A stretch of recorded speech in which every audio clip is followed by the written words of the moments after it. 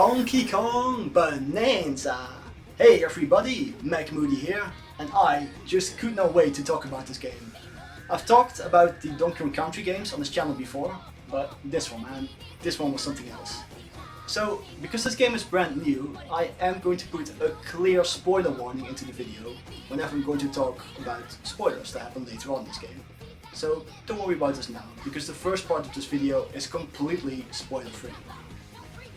That being said, let's dive straight into this game, pun definitely intended, because this is Donkey Kong Bananza.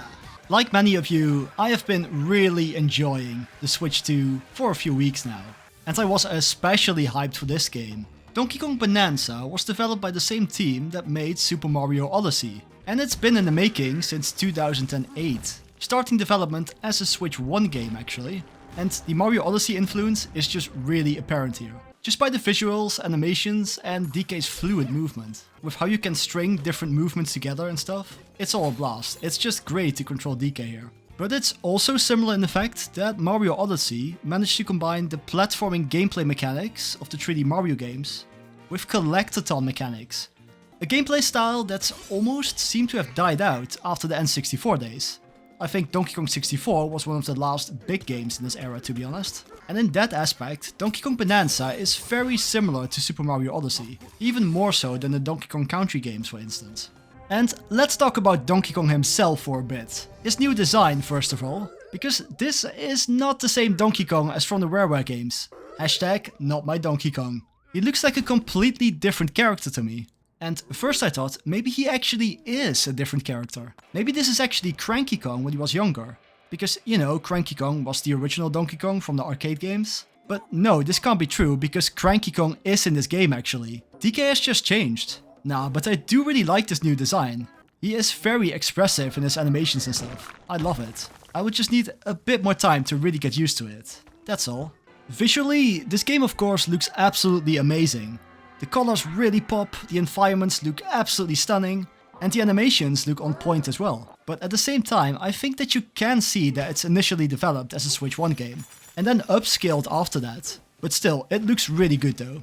Performance-wise, it runs at a solid 60 frames per second, for the most part. Because it can drop in frames sometimes, especially when there's a lot going on the screen. Super Mario Odyssey had an amazing soundtrack. And this game's music is no different. There are some amazing vocal tracks as well, but it could have been even better. I'm a little bit disappointed that he didn't ask David Wise to compose for this soundtrack.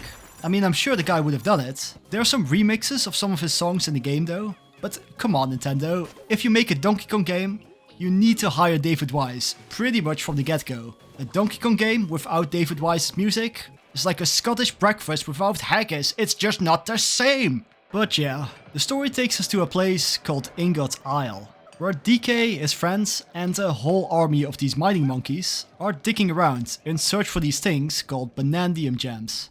Until these three monkeys show up, Grumpy Kong, Poppy Kong, and their leader Void Kong, are our villains for this game. I mean, I thought these guys were just fine, to be honest. Nothing more than your standard Saturday morning cartoon villains, but they do the job I suppose. Void just summons this massive meteor out of nowhere that burrows the entire thing underground. After getting his bearings a little bit and exploring a bit, DK stumbles upon this odd little purple rock, who seems to have some mysterious singing powers that can get rid of all of this purple material. A little bit later into the game, it's actually revealed that this is a young Pauline. How does all of this work in relation to the timeline, you may ask? Well, I don't know. I guess it is implied that this Pauline is actually the granddaughter of the Pauline/lady from the Donkey Kong arcade games, and that when this Pauline grows up and becomes the mayor of New Donk City, that's when Mario Odyssey takes place. But I mean, it's all stage play. Yeah, let's go with that. It's just all a big stage play. So don't worry about it, okay?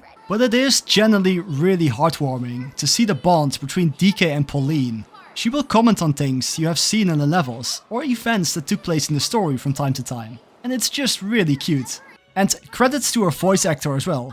Probably one of the best performances in any Nintendo game. But after beating the first of these golden skeletal croc enemies, the pair opens the way and dive down into this hole, where they land in a lagoon layer.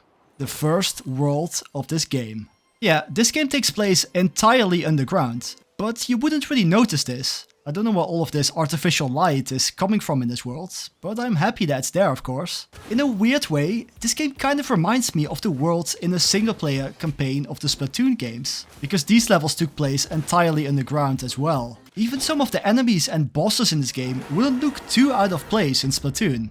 And this first world is great, by the way. A really great way to get used to the game's mechanics and vertical level design. It has a bit of those first world in a Mario game vibes, but it's also some sort of junkyard, so it's quite unique actually. The controls in this game are very intuitively designed, and they work so well.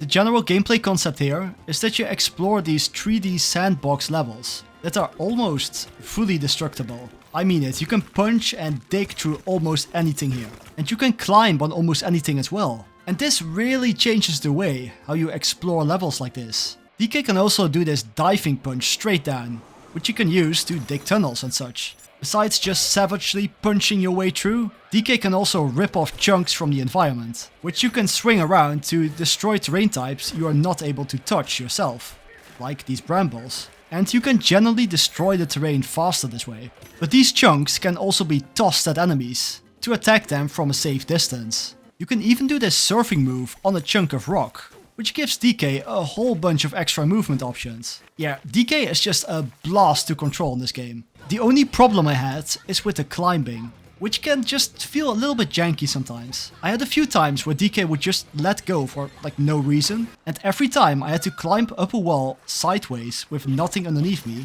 I was just so worried he would just fall down like a complete idiot. The camera is also not perfect. It'll get stuck sometimes, and sometimes it zooms in so much that you can't actually see anything. But for the most part it works quite well, and I do want to give the developers some credit for really knowing what they were doing when implementing the third-person camera for these underground sections. There are many types of different terrain, most of them you can just smash through, but not everything though. If you see anything that looks black or metallic, chances are it can't be destroyed. And then there are things like this purple material, which is explosive for instance, and if you toss a chunk of this mud at the wall, you can make your own platforms. And when exploring, you will find these gold chunks absolutely everywhere, which can be exchanged for a bunch of useful items. All of the gold around can also easily be collected all at once, with DK's classic hand slap.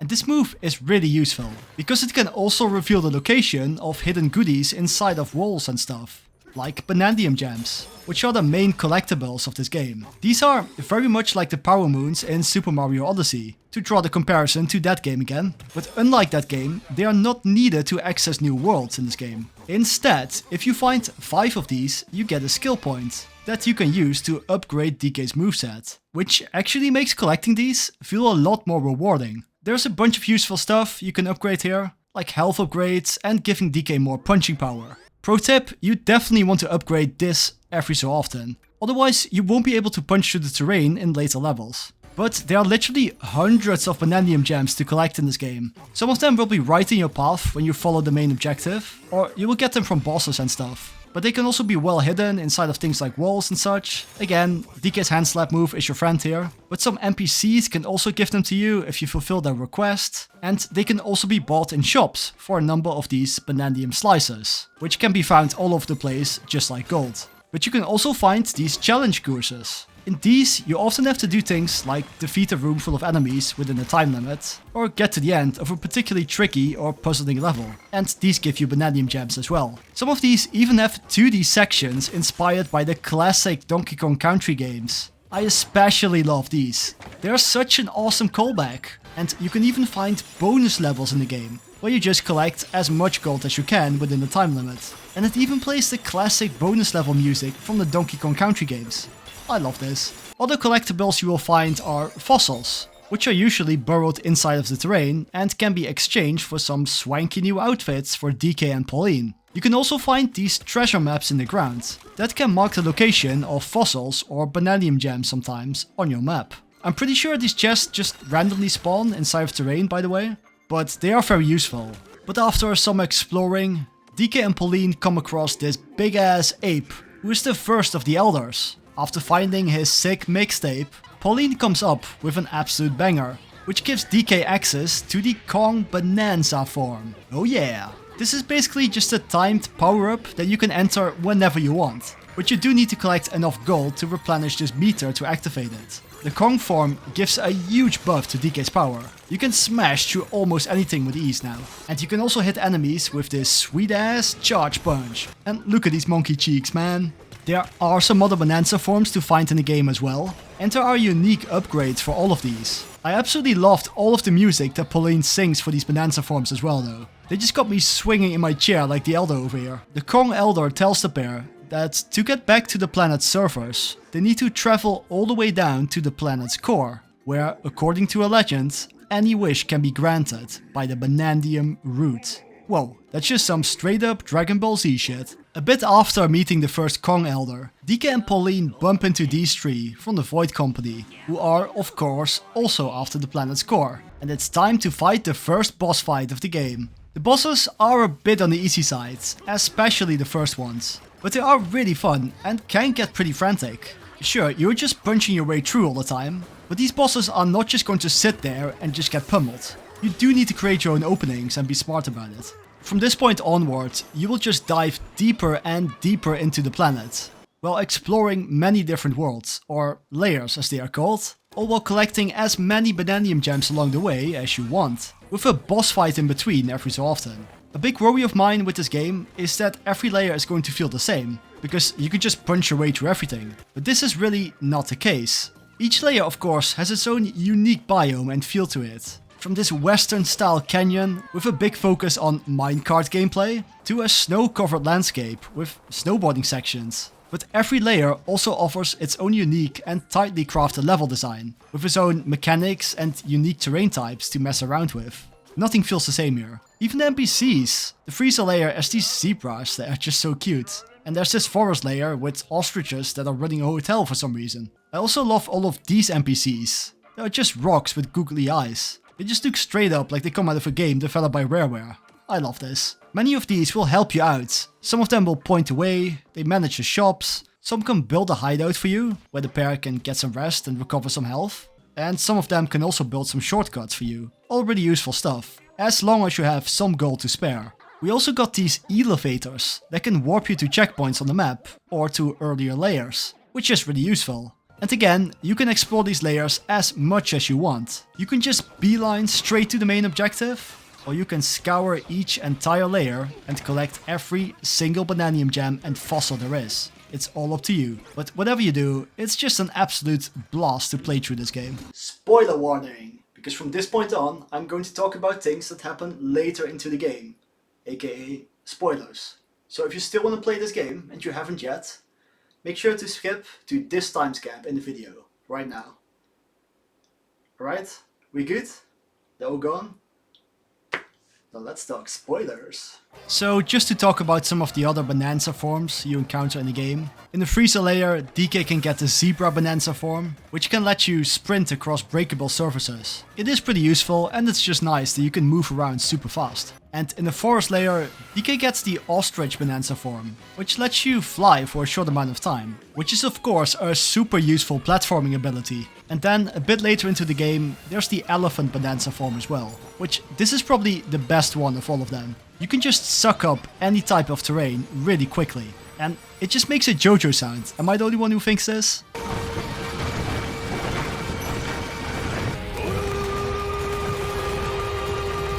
But with this, you can even suck up things like lava or this electrified goop for instance, that you would not be able to touch otherwise. And you can even make chunks out of them instantly and throw them at enemies. It's just really good.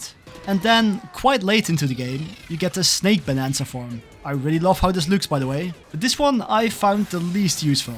It lets you do a high jump, which is not as good as it sounds in a game where you can just already climb on almost anything. You also have this glare move that slows down time for a really short while. I never use this outside of sections where it's obviously intended and designed around it. I mean, the window of slowdown time is just really small, and that made it not very useful in my opinion. I also just absolutely love all of these designs of the elders. The snake elder especially. This design just speaks to me for some reason, I don't know why. At some point, during about the middle point of the game I would say, there's a fight against Void Kong himself. and you really have to chase him across different layers. I thought that was kind of cool. He has this device that can instantly create different types of terrain, like lava or just whatever you want.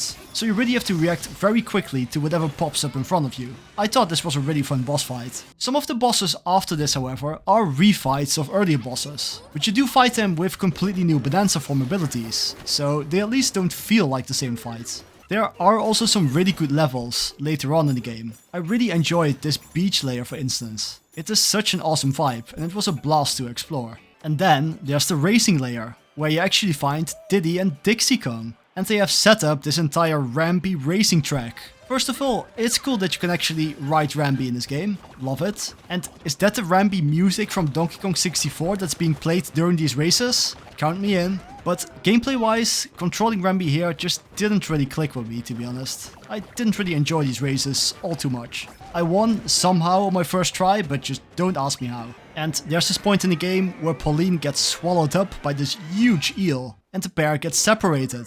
And without Pauline, DK doesn't have access to his Bananza powers. But he teams up with Poppy Kong instead, who decided to leave Void. Same for Grumpy Kong, by the way. But to summon this eel back that ate Pauline, he has to get the music pumping and get this giant disco party started. Of course this is how to get Pauline back. But my favorite layer in the game was the feast layer, which is basically the final big open level in the game. I mean, I was fully expecting some kind of typical lava world over here, but no. This is actually a food-based theme park level, and it gave me huge rare vibes. I absolutely love this. You just have to go around to all of these different attractions and assemble a massive cheeseburger in the middle of the stage. This level is just solid gold. But after some fun, it's time to take down Void Kong for good in the Forbidden Layer. And okay, I need to talk about the ending of this game. So final spoiler warning right here. Go to this timestamp if you want to play this game and not get spoiled. Because if you are any kind of Nintendo fan, I really think you should experience this for yourself. So when approaching the planet's core, there are these big rock fellas that say that you don't have access to this place, unless you bribe them with some gold. But you should have more than enough at this point. And then we approach... Wait, is that the Bananium root? I mean, it just looks like something else, if you know what I mean. But it's time for the final fight against Void Kong. And this fight is almost the same as the first time you fought him. It's just a bit more difficult this time because of the terrain, you being above a bottomless pit for half of the battle, and you can't use your Bananza forms this time. I mean, this would be a pretty disappointing final boss, if it really was. Because after beating him, he has one last trick up his monkey sleeve, and he turns DK into... this. Pauline uses the power of her music to release him. And her powerful scream at the end releases DK, but also this thing, which was Void's plan all along. And then...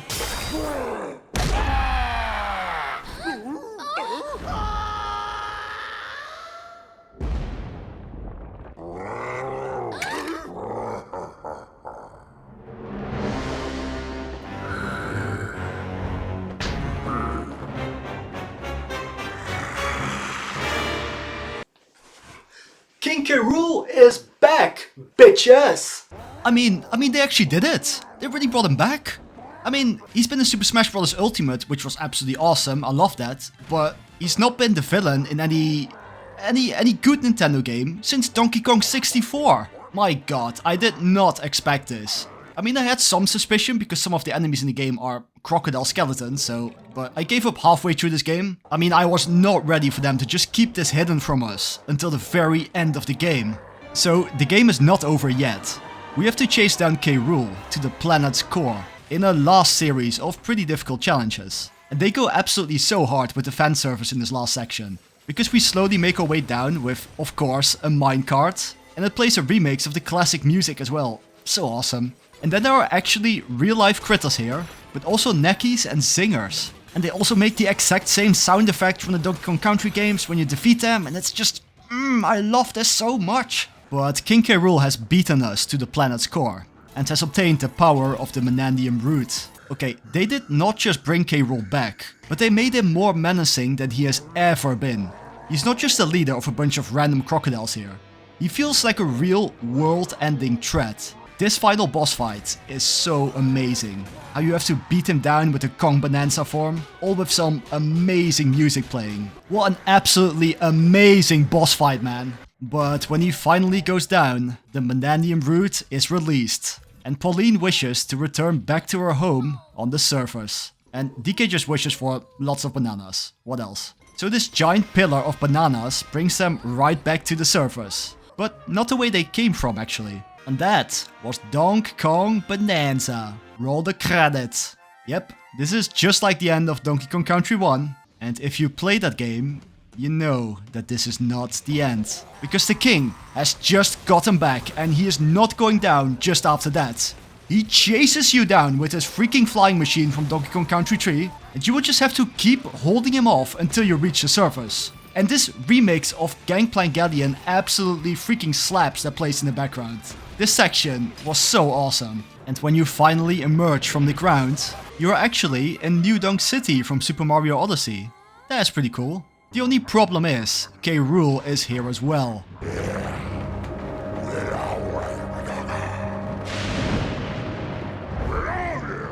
And he has the Banandium root. And this is seriously one of the craziest things I have ever seen in any Nintendo game. K. Rool uses his new powers to submerge New Donk City in rot and completely transform it in his own image. King K. Rool being here just feels like some unnatural crossover that is just not supposed to happen, you know? You will have to use all of your Bananza powers to quickly make your way to the top of the City Hall building to take on K. Rool for the final time. And the fight takes place inside of this giant freaking boxing ring. That's another reference to Donkey Kong 64. K. Rool takes on this monstrous form and man, I already absolutely love this game. But this entire last part is just the ultimate cherry on top. Just pure perfection, honestly. This final boss fight is really one of the best in any Nintendo game, period. With this bombastic remix of Crocodile Cacophony playing. I'm just happy to be a Nintendo fan right now, you know? And this fight is pretty hard. He will take over the entire stage in this rot, push you into a corner and absolutely destroy you if you don't know what you're doing. And the frame rate is really struggling during this fight as well. Because look at all this shit going on, man. But yeah, after this, K. Rool is finally defeated. Pauline is back where she belongs. And it's time for DK to say goodbye and go back to where he belongs. And then the real credits roll, with this beautiful vocal song playing. Ending Donkey Kong Bananza. What an absolute game.